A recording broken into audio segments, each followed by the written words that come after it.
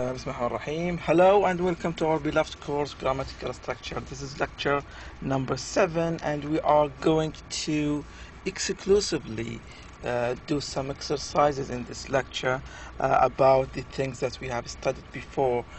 So let's start our lecture by going to page number 33, page 33 on the book. If we go to page 33, we have exercise number 33, which is a warm-up exercise. As I told you before, that there are the key answers, the answers for these exercises at the back of the book, but some students did not get the required edition, the 4th edition with answer key, so I uploaded the answers for you in the blackboard. So if you go to the blackboard, you will see a link called the answer key, and then you will find the answers for these exercises. So this is a little warm-up exercise just to warm up our mind before we get into the exercises. So number 1, we have Nadia is always talking on the phone when I am trying to study. Well, yes, this is a correct answer. Why? Because Nadia, while someone is trying to study, the one who is speaking in the sentence, Nadia is always talking in the phone. So let's check our answer whether it is correct or not. We can go directly to the answer key. On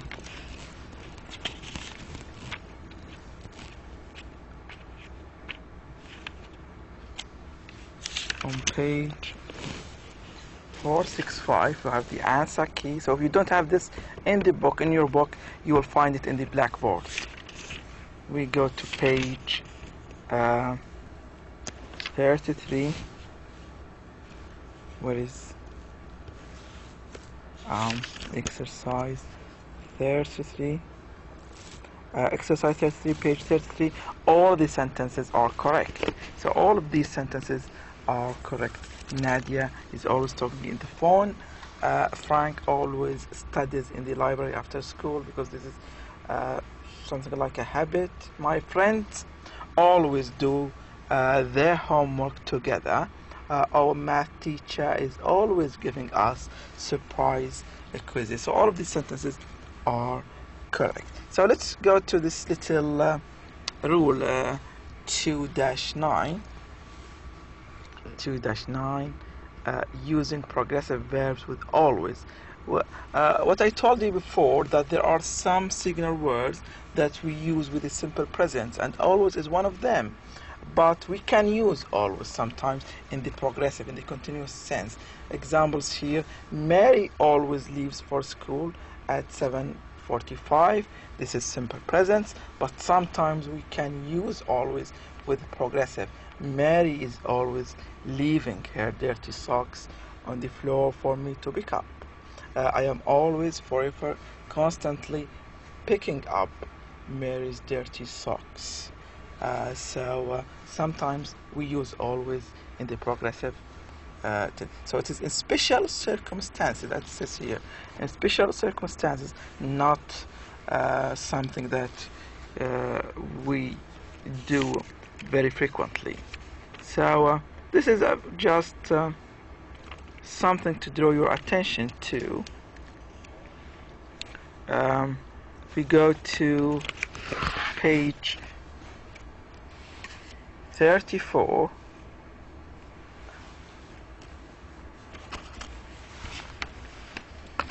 let's go to page 34. Yes, exercise 37.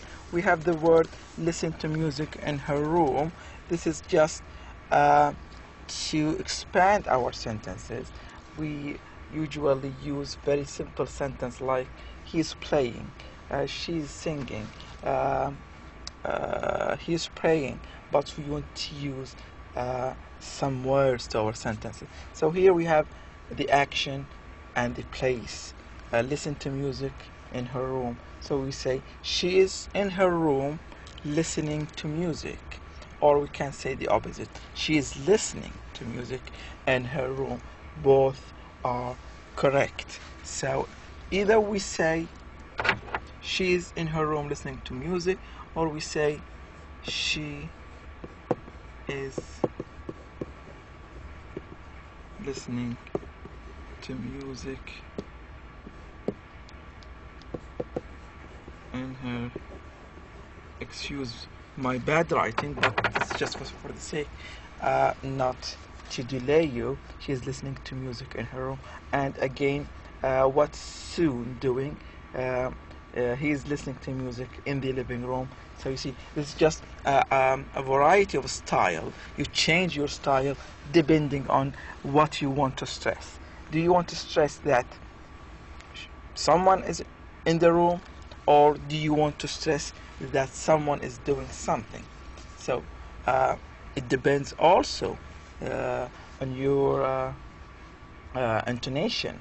It's not about just the order of the words in your sentence, but also the intonation. So if you say something, she's in her room listening to music, so you want to stress that she is listening to music. But if you say she is in her room listening to music, so it depends on the way you want to express things.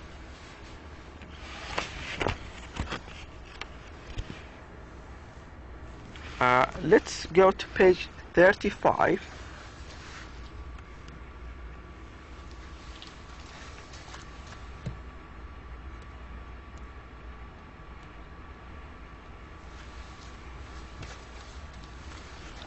Page 35. If we go to page 35, exercise 38, check your knowledge. Number 1. Breakfast is an important meal. I am always eating breakfast. Well, here we are talking about a fact. Breakfast is an important meal. So we expect the second sentence to be the same, talking about facts. And when we talk about facts, it means we are talking about the simple present. So it should be I always eat breakfast. So it becomes I always eat breakfast. Why? Because we are talking here about a fact. While I was working in my office yesterday, my cousin stops by to visit me. Wait. Here we have a sentence in the past. Yesterday. And we have something ongoing in the past, in the present progressive, was working. So we cannot use here the simple present now. So we say my cousin stopped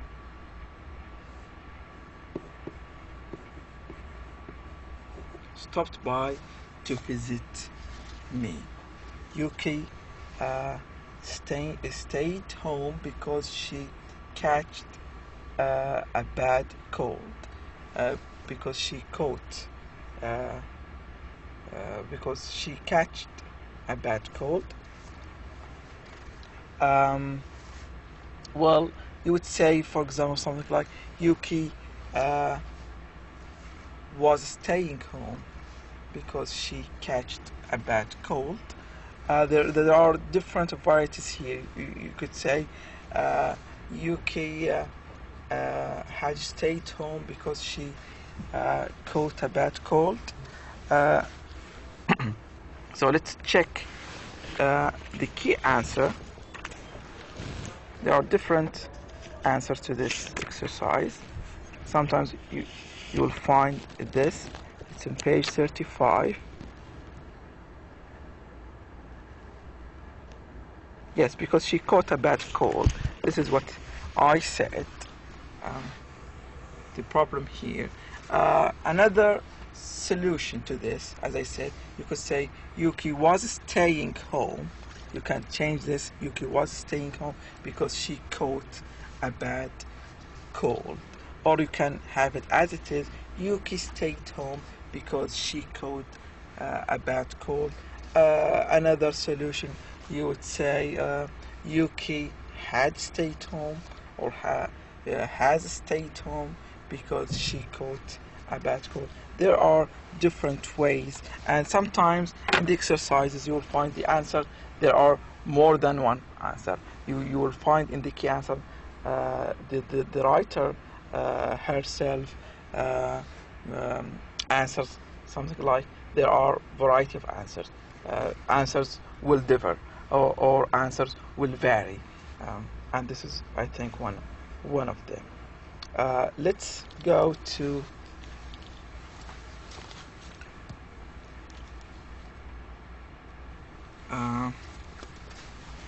other exercises. Let's jump directly to chapter 4. Chapter 4, future time. We are going to talk about will and going to. We talked about them, but let's mention this very important thing about the difference between will and going to. It's on page 63. The difference between will and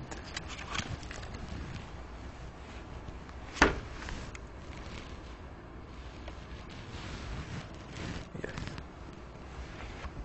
So it is on page 63 on table number 4-2, will versus going to. Sorry to have. So we have will and going to are both used for prediction. You are going to predict something that's going to happen. So according to the weather report, it will be cloudy tomorrow. So here you are predicting that it's going to be cloudy. It will be raining tomorrow. It will be windy tomorrow. So here you are predicting. It's the same if you say, according to the weather report, it's going to be cloudy tomorrow. So both of them share the meaning of prediction. But going to can be different from will when we talk about prior plan. Plan that you planned before you speak. Why did you buy this paint? I am going to paint my bedroom tomorrow. So it's like you are planning to do something. Here, going to means a plan. But we cannot use I will paint my bedroom. You say I will paint my bedroom, it becomes the third meaning, which is willingness. So we have prediction, prior plan, number 2. Sorry.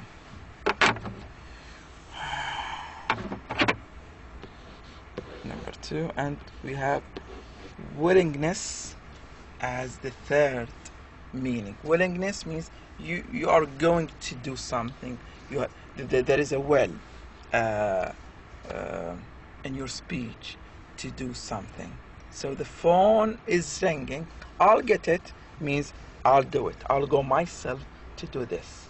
So this is the difference. Either you predict something, or you talk about plan, or you have the willingness to do something. Will and going to share the meaning of prediction.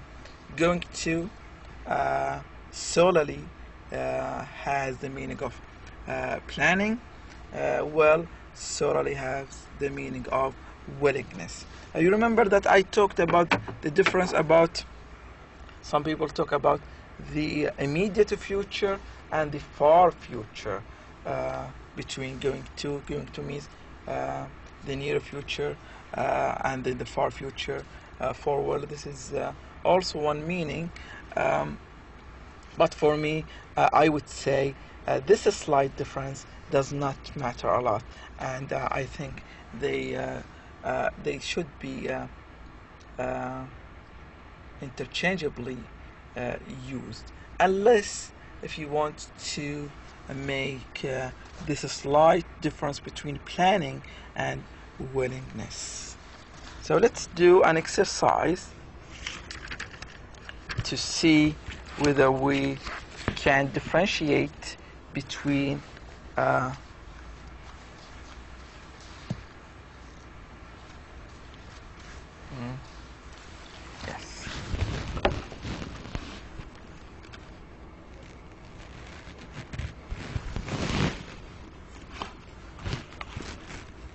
I'm trying to make it how about we have it like this. It's not clear. I'll try.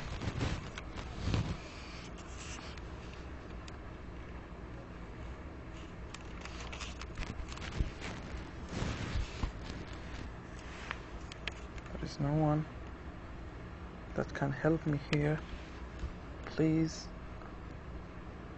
Yes. Now I think it becomes better. Yes. I got it now. Oh. Please. Yes. Good. So exercise 10 on page 64. We want to differentiate between prediction, plan, and willingness. Number one, dinner's almost ready. I'll set the table. It's willingness, yes. Even has some vacation time. He's going to take next week off. So is this prediction? Are we predicting something here? No. Is it willingness or is it plan? It's more like plan. He's planning to take the next week off. So it is plan. Heidi will love her birthday present. It's just what she wants. So we are predicting here that Heidi will love the present. So it is prediction. I don't like my job. I am going to quit when I get back from vacation. So I'm going to quit. So it's more like a plan. He's planning to quit from his work. So let's check our answers to see whether we are doing fine or not.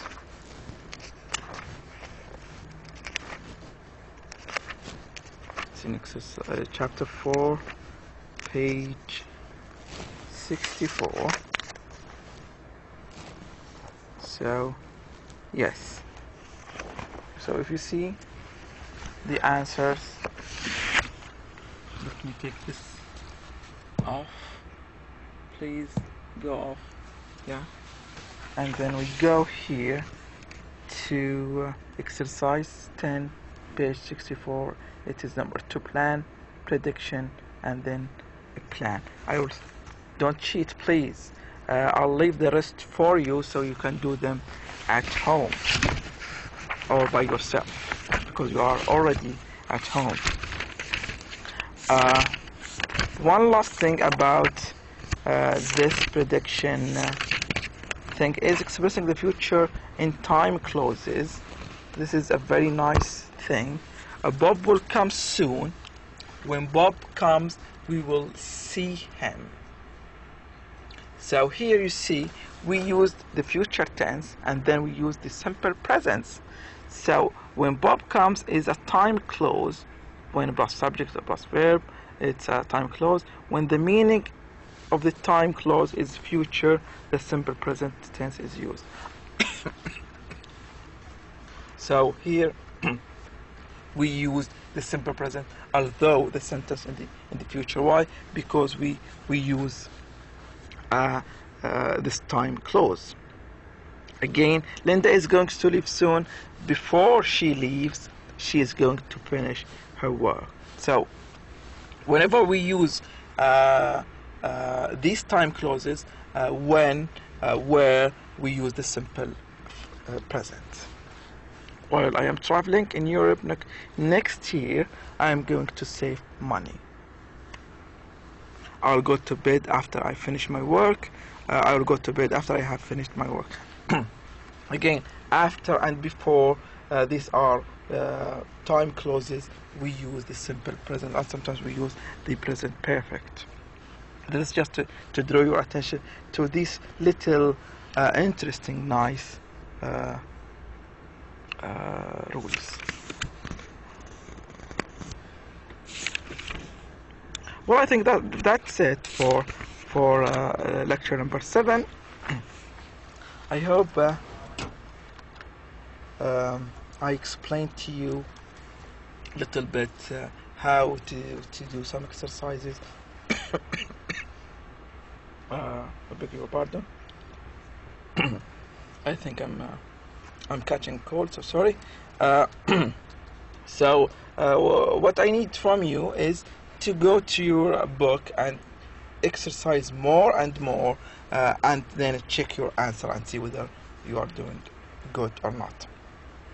I'll see you inshallah next class. Thank you and all the best.